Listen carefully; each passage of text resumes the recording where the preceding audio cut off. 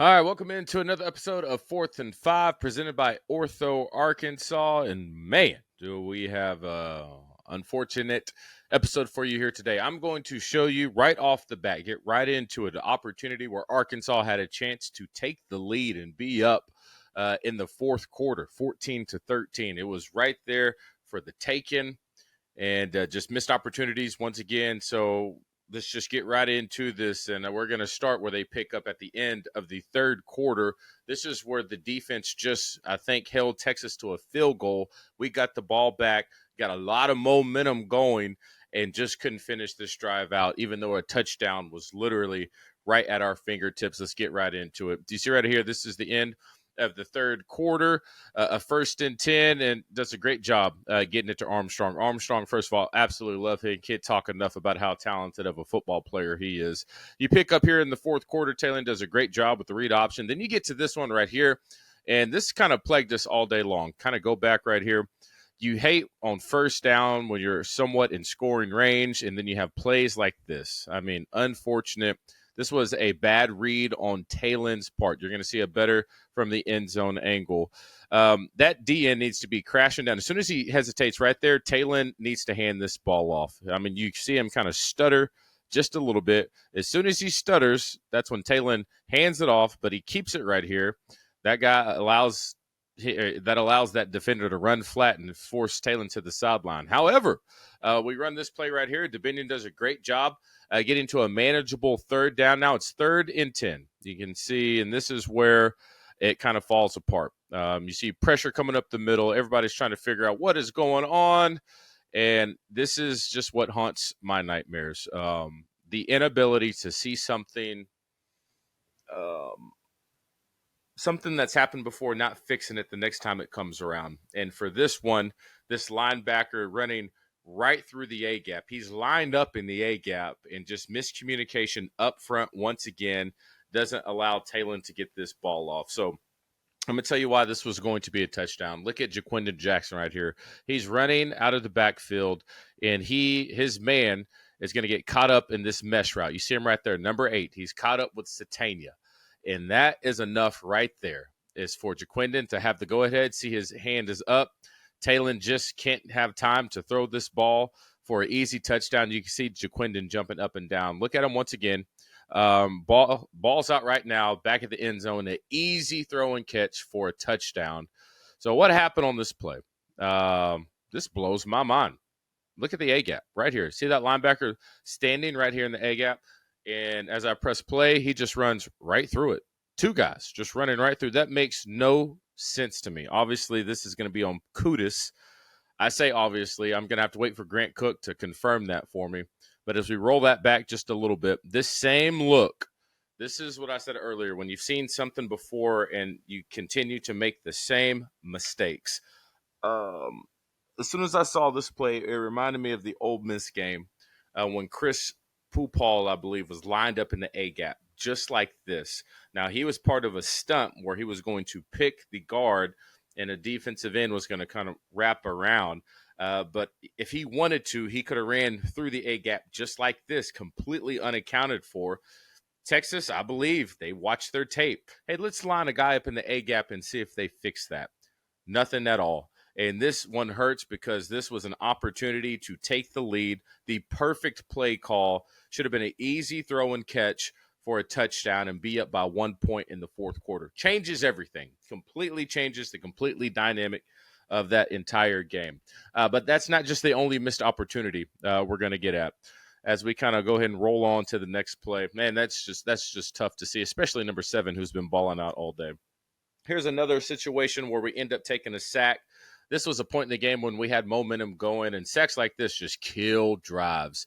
A lot of people say you just can't take this. Just look what's happening right now. Let's take a look up front, and I believe this is going to be on Braun. Once again, I got to go back and ask Grant Cook, but it looks to be a slide protection. I think that's why Marion Harris is so set on being outside of this guy, because he understands he's going to have help coming from the inside with the guard. Braun just kind of in no man's land, doesn't pick to help out the center or the tackle, and just allows that defender to slip right through both of them and allows the sack. Now, where's the missed opportunity? Take a look at Jordan Anthony right here. He's going to be a receiver right here in the slot on the short side of the field. He's the number 2. There's a guy right outside of him. He slips inside, and he's a speedster. He's probably one of the fastest players in college football. That corner drops down because there's a receiver out there, and Jordan Anthony's going to give him a little stick right now, has him beat. This ball, you see Taylor even looking at him. This ball needs to be thrown at that front pylon, if not the back pylon. And now I can't say this is going to be an automatic touchdown, a guaranteed touchdown. Taylor has to make the throw. Jordan Anthony has to make the catch, but the plays are there. That's how it's drawn up to take this shot. Safety's not even going to be accounted for in this play. He's nowhere near where that ball is going to be thrown.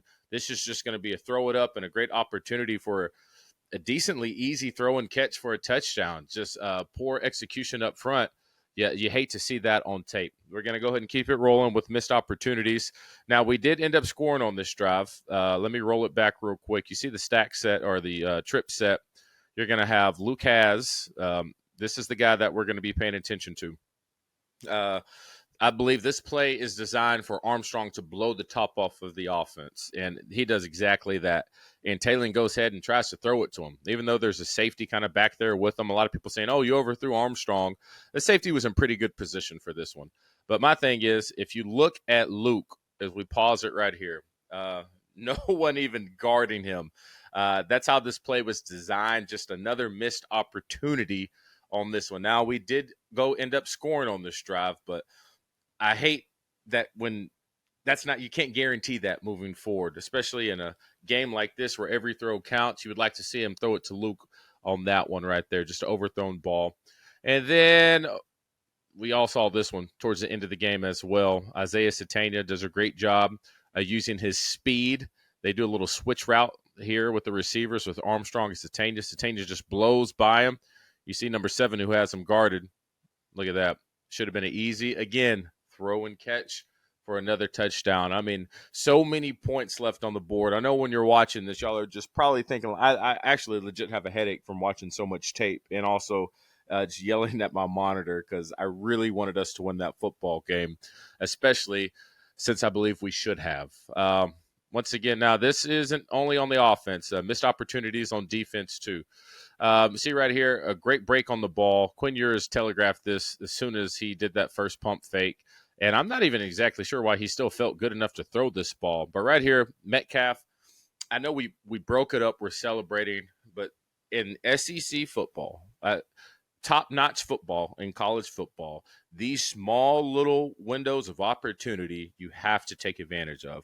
I don't necessarily want to see a batted ball on this one. I want to see him try to go catch this one. Because either way, you're going to bat the ball down. But if you have an opportunity to close on it and catch it and get your feet down in bounds, it changes everything. And Quinn Ewers, he's not very accurate with the deep ball. And the few times that he threw it, he gave us an opportunity to take advantage of it. I would like us to have a better attempt to try to get an interception right here. You can see a little bit better angle right here. He didn't even look at that safety over the top. Should have been, in my opinion, an easy opportunity for a pick. Just like this, first drive of the game. Great call by the defense. But right here, Sorey just misses that pick. Let me roll it back just a little bit more, tell you exactly what I'm talking about with the great call. Sorey drops right into this throwing lane. Ewers doesn't see him.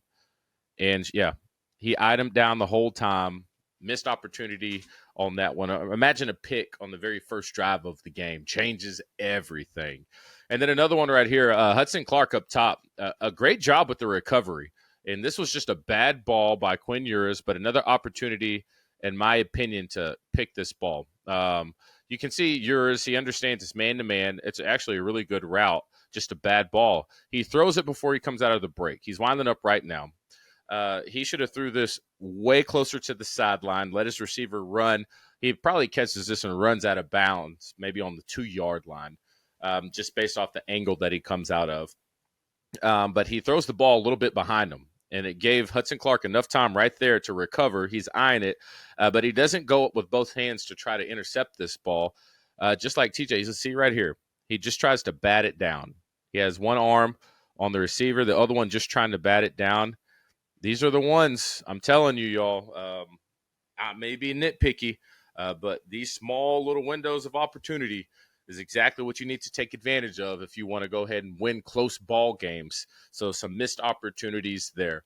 Now, I will say this. I'm not going to talk much bad about the defense of all. I'm going to show a lot of praises. They actually, in my opinion, only had one major mistake. Besides that, them boys showed up and they balled out. It was fun to watch.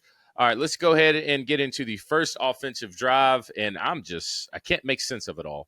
You can see it's going to be maybe a read option. I thought right here, the way Talon's looking, this was going to be a pass play. But if you look up top, you have a receiver blocking. Depending from the backfield, he's going to end up blocking as well. So I'm really not sure exactly what Talon's looking at right now with this ball right here. I think this is a design run. But then when you go back and look at the blocking, you see all these guys in his face. You have all these linemen kind of reach blocking to the left, and I guess the way the defenders are running right now is the way that they would prefer them to go. This was just a very bizarre first play for me, and I hate the way that turned out because when we prepare all week, we have our first 8 plays that we're going to run. We go over them all week long, and for the first play to come out like this and just not look like you know what's going on, it's bad preparation and bad execution. Just call it how it is. All right, let's go ahead and keep this ball rolling. Let's get to the second play. This is 2nd and 9. And once again, he gets this ball out to Armstrong. That's great. But I think, once again, let's see what the defense gives you. This is a concept where you're going to have a shallow and then your tight end running like a deeper in route or a dig, whatever you want to call it. I believe we called this play maybe well or shark. I can't remember exactly what it was called back in the day. But, yeah, look at Lucas. Does a great job opening it up. Look at that second window. Would have been an easy throw and catch for a first down. You get the ball rolling on the first drive of the game. And then we get to this next play. I know a lot of people were begging for pass interference, but Broden's got to step it up. It's to the point now where it's been enough of this, not helping out your quarterback, slipping out of your route. Big time games like that, you got to step up and make plays. You can't be falling down at the top of your routes. And that's going to lead me to a situation where we just we got to help out our quarterback. That's not the way to do it. Well, when he's throwing and he's putting it in tight windows, you got to do your part as a receiver in games like this. You got to step up and help out your quarterback. You're going to see this play right here. I mean, obviously we saw this one. Beautiful ball. He threw it into a very tight window. Yeah, we just got to make that catch. I'm really not exactly sure what the flaying around is for on that one. Another opportunity for a tight end to make up half the distance on a 2nd and 20. Dre, I believe that's what they call him. I get this is a tough ball, but, I mean, Taylor's under pressure. He has a guy diving at his legs. But you got to make this catch. You got to make this catch, especially when it hits both your hands. Go ahead and take a look at another one. This is when I said you got to help your quarterback. He ends up taking a sack right here. Luke is running. This is our bread and butter. When I played at University of Arkansas, he's taking an inside stem. It's no secret. I've talked about it before. This place, you know what the play is called. Just in case other people are watching, I won't give it away. If, our opponents are watching this to get some ideas on what's happening offensively. But he does a great job inside stem. But Luke has an option route right here. And when you're running this route, you have to make sure you understand if you're going to break in, then the end needs to be open. Luke doesn't see this guy sitting right in between the hashes in the middle of the field. So when he breaks inside, Talon he can't throw the ball, or it's probably going to be an interception. You have to understand that back is going to run out to the flat, and that defender is going to go with them. So you have an opportunity to take this option route to the outside, but keep it tight for Talon to throw that ball in there. You can see right there, as soon as Talon sees him breaks in, he bails. See, you can kind of see it open up a little bit better right now. If Talon breaks out, I would like that running back maybe run a bubble out of the backfield to the flat. That would make that linebacker get out of there a lot quicker and really open up this window. But I still don't think Luke was looking at that presence inside that made sure that Talon didn't throw this ball. You got to make sure we're crisp on these routes when our numbers are called to give the quarterback options. And this is another one here that I'm not a big fan of at all. And the theme here is about helping out your quarterback. It's for everybody, even the coaches. And I'm going to talk about Coach Petrino on this one. Not the biggest fan of this play call. I heard a reporter on the sideline in the live broadcast on this game saying that Coach Petrino was yelling at Talon, just run the ball. I mean, if you want to run the ball, then don't call pass play. All right. You're asking him to really process way too much. He sees the way that it's set up. I don't like the personnel decision of why Jordan Anthony is out there trying to block. He's not a blocker. All right. He's a short, fast dude who's super quick, but in the blocking scheme of things, not good. We've seen it on tape. I've seen it on tape. I know the coaches should know that. And I know you don't want to show your hand, but you don't run this play, especially to number 7 from Texas, who was a dog. He was a damn good football player. And so if the play is set up like this, the way Talon's looking at it, I mean, right now, you have Lucas blocking this guy coming outside. You see the receiver from his perspective has this guy blocked. This is a quick toss to one of the fastest guys in the country, Instantaneous, and he takes off. But as we press play, Jordan Anthony is not big enough for that block, and I hate that he was even put in the position to do that in the first place. You see Coach P and Talon talking about it. Talon, I agree with you. He's pointing at him like he had him blocked. That's where you want a Broden or Armstrong or a Tesla out there, not Jordan Anthony. All right, before we get crank this up, like I said, there's still a lot more on tape that you're just going to be like, yo, what is happening? But before we do that, once again, this breakdown is sponsored by my friend Sam. Now, I have to really brush this up. Sam has some interesting news. Sam made some changes, all right? And so we're going to have a new kind of sponsor for the breakdown, but it's still going to be Sam. He just wants to take a second to tell you what he has going on and a quick few thoughts about the Texas game as well. Still opportunity to save money if you're a fourth and five subscriber. Here's Sam. And here he is, my man Sam. And the thing about, before we kind of get into what we have for today, Sam, I know you're a big Razorback fan, and I know it's tough. I hate losing to Texas. I hate it, but they got the better of us this one day. And I'll tell you this, Sam, I'm not buying Texas. I really think that they got lucky up in Fayetteville, Arkansas. In my opinion, had every opportunity to win that football game, man. Absolutely. I think it just came down to just missed opportunities in a lot of ways. I went back and watched a little bit of film today. I know we don't have a clip that we're going to go through today because I really don't want to acknowledge Texas as a legitimate team. I don't want to be put in that position. But, you know what? That brings up an interesting question, though, DJ. When you guys played them, because we only play them every 3 or 4 years, so you have a whole group of kids up there, especially ones that come from out of state that really don't know a lot about the history. And if you would, I know you guys played them in 08 down in Austin, and just talk a little bit about what Coach did to prepare you and talk about the history and so forth. Well, I'll tell you this, Sam, it was very fascinating and interesting. And it was more of Coach Horton on staff at the time, former Razorback, understands the history between the two. When I played them, it was Petrino's first year, and it was rough for us down there, and so he didn't really have a lot of the history coming into that game. But I remember Coach Horton just talking about it's different when you play this game, man. Now we got obliterated that game, first year in Petrino's offense and trying to figure everything out. A lot of young guys, but, and Texas was special that year. But all of my history with Texas, if you're from here, I mean, even before I was up there, even my freshman year, Houston Nutt, we didn't even play Texas that year, and we were talking about Texas. I mean, that's how intense the rivalry was. And so it's special, and I hate it.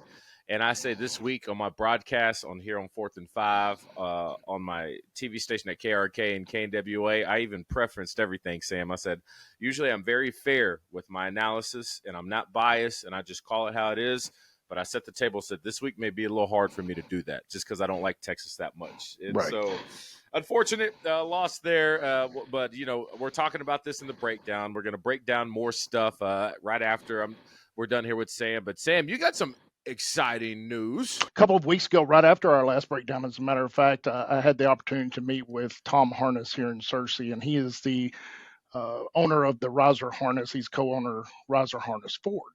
And so he just wanted to talk to me for a few minutes. It was a friend of mine that put us in touch with each other, and he knew I had just come into the car selling business. I was new to the industry and had just come to town. And so as we sat down, Riser has always been synonymous in the Central Arkansas area with service commitment, selection, very well known, and they're very particular about who they put their name with. One of the things that he brought up, one of the things I really like, DJ, our customers, when they come on the lot, really before 2020, if you came onto the lot and you wanted to try out a vehicle, it's usually because your knowledge of it, the research you've done was because Yeah. you had a friend or a family member who had one of those vehicles, and it was just kind of a word of mouth. And then 2020 hits, and of course, we know everything changes. I've noticed that when customers are coming back on the lot now, because prices are coming back down. I looked at an Explorer yesterday, an F-150, and an Expedition, and I compared Okay. those to our current prices. Now, if you go look on the sticker out there, you still got that really big price. You're going to have the sticker shock. But Yep. once you see the discounts and so forth online, I compared them to 2020 prices, and we're back. We're back to Oh, those okay. prices.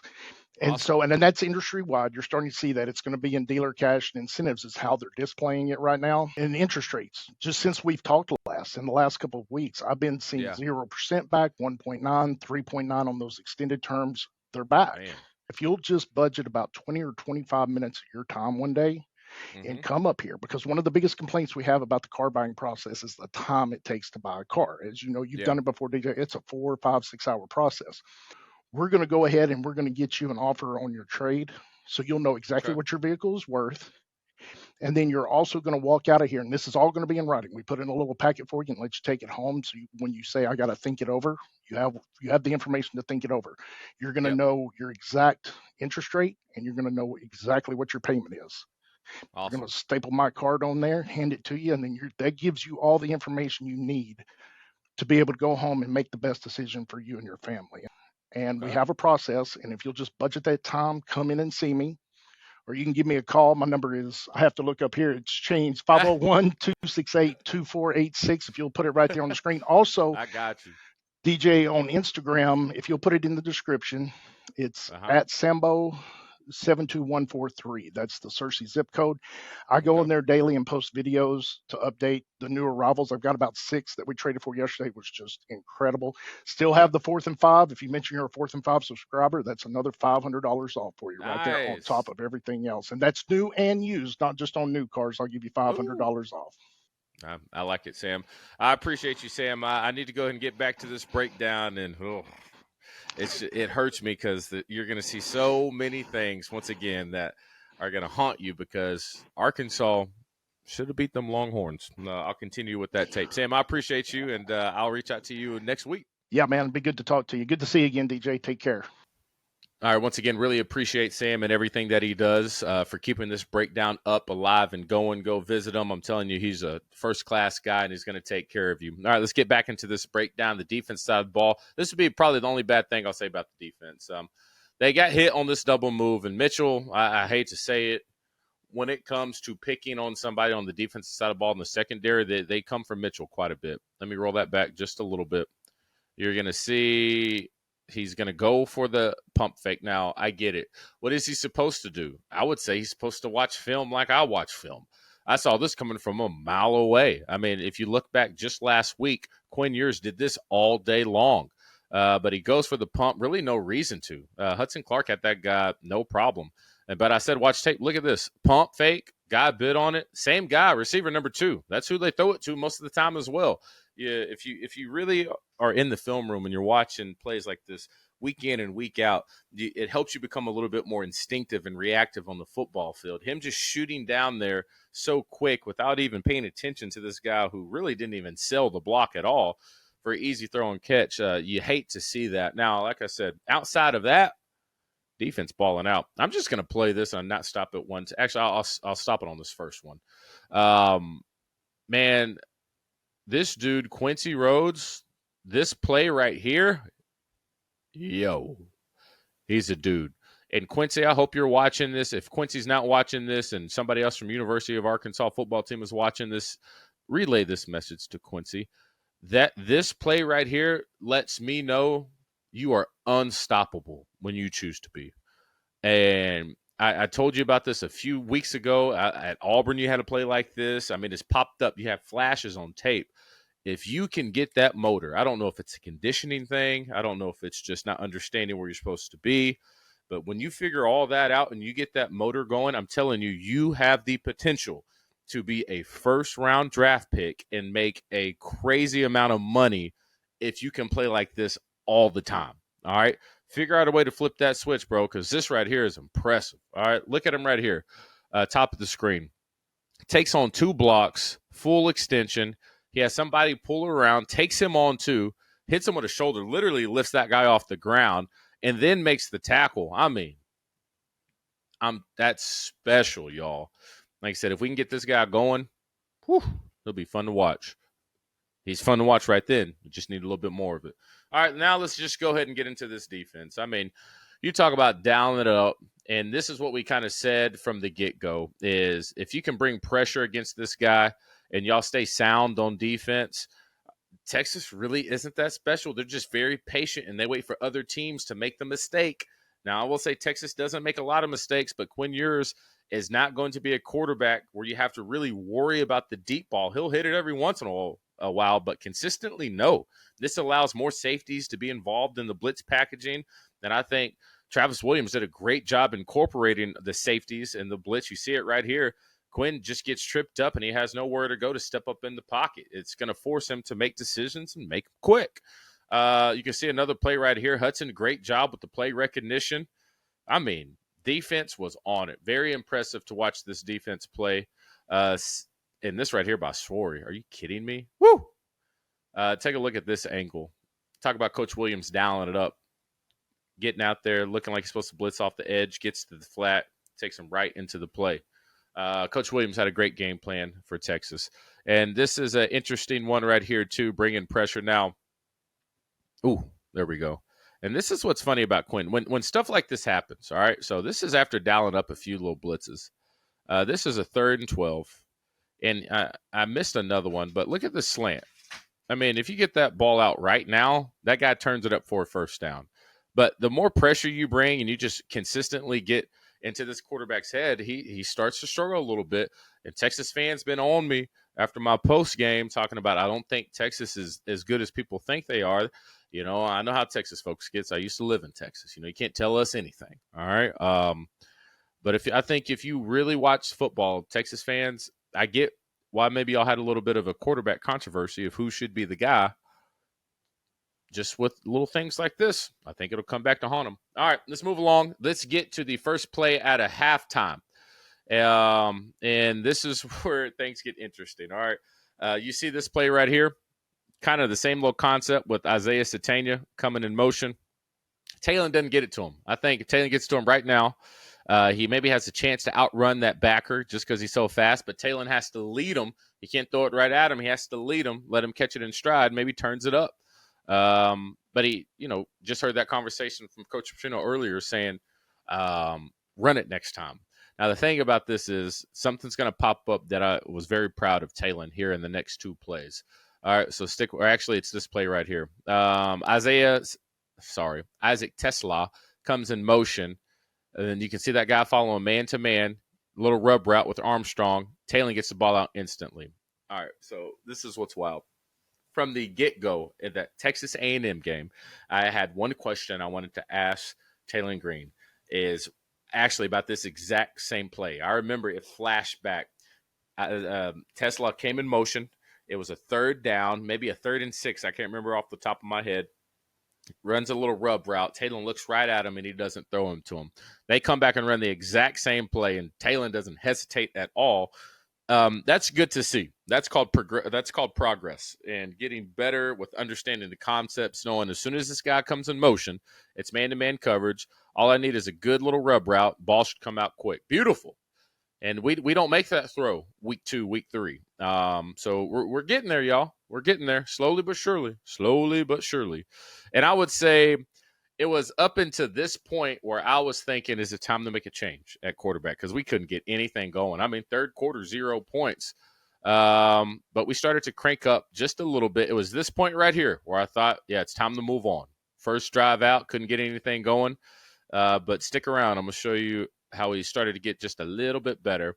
But you talk about sometimes it just seems like a Razorback fan things seem to just hold us back. 2nd and 10 right here. Look at Isaac Tesla. All right, Taylor does a great job. Gets to the middle of the field. Doesn't look down his target. Let's see him how he's looking out there to the left. He doesn't like the options. Gets to the middle of the field where Tesla's going to be, and look who guards Tesla. It's the referee. Runs right into him. Ball was ready to come out. Taylor had to hold on to it. Ends up taking, I guess, a reception for a loss. And then after that drive, we get the ball back, and then we finally get our spark. Hell of a catch by Armstrong. I love Armstrong. Probably my favorite player on the team. And then you have a great run here by Taylor Green. Gets out to the edge. This is our drive where we kind of get things going. We got the momentum flying. Get down to the goal line and movement up front. Pushing these boys off the ball. I mean, that was fun. Full hips extended. You're pushing the number 3 team in the country. One of the best defenses in the land, apparently, supposedly. Pushing them off the ball. That was fun to see. And then we end up, after a few exchange of points and field goals, we get the ball back. 4th quarter, this is the drive, the final drive of the game. And you can see, once again, great way to start it. Get it to your tight end across the middle. And then you got a little 3rd and 5. Great route by Armstrong. Great throw. And this was special. I'm going to take a second. We got it, like I said. He's my favorite player because of stuff like this. He took a hit right there. And I'm not sure if that was a stinger. I really do hope he's all right. But just look at the contact. As soon as he catches this ball with the safety, see his head right there? It was down a little bit. You hate that, but he felt that a lot. I mean, he's in pain. I was expecting him to maybe wait, but he understood the momentum, the importance of this game. I thought he was going to get off the field. He lined right back up the very next play. You can see him out here. Get in there and get you a block, Like that kid. Great run right here by Jaquindon Jackson. And then we get to this play right here. Okay. All right. I know what a lot of people are saying. Why is this kid in the game? I know a lot of people saying it. I thought the same thing too. Not to say anything about the kid, but in this situation, crunch time, and I would have to go back and really pay attention. I don't remember seeing him on the field too often at all. I could be wrong. Please, somebody help me fact check that, because I'm just too tired to go back and watch every single snap. But to be thrown in that situation, it reminds me of the freshman. Oh, I can't remember what game that is. I think it was Texas A&M at the very end of the game, number 9. And it's not a knock on them not being great players, but when you don't get a lot of reps and you're playing against one of the best teams in the country, a lot like our defensive end against Texas A&M, and they ran his side every single time, and he couldn't get lined up, and they ended up just running the ball all the way down for a touchdown. Situations like this, great catch by the kid. You can see it right here. I believe this is C.J. Brown, number 17. Turns it upfield, and it's right here. When you are a freshman, and this is a lot different than high school. I had to learn this myself. College players, they're coming for that ball. NFL, it gets even worse. They are always coming from the ball. High school, that really wasn't a thing. And so knowing that he has this big defensive tackle who he saw, this is when ball security needs to be right here. And you only learn that, unfortunately, by plays like this. And he'll learn from this. And I guarantee you, from here on out, that ball is going to be hugged high and tight. You can maybe see it from a different angle. He's really doesn't have his fingers around the tip of the ball. I get it, girl. Look at her. Hold on to the ball. I get it. Oh, man, that's funny. Who is that? Somebody tag her. Tell her we get it. We understand. We're going to send her a 4th and 5 koozie or something. But you see right here, as I pause, see how that ball, his fingertips are not over that ball. He's kind of holding it like a loaf of bread. See that? Fingers need to be over to really give it a little bit more cushion. Elbow needs to be tucked up under. These are things you learn and things you should know.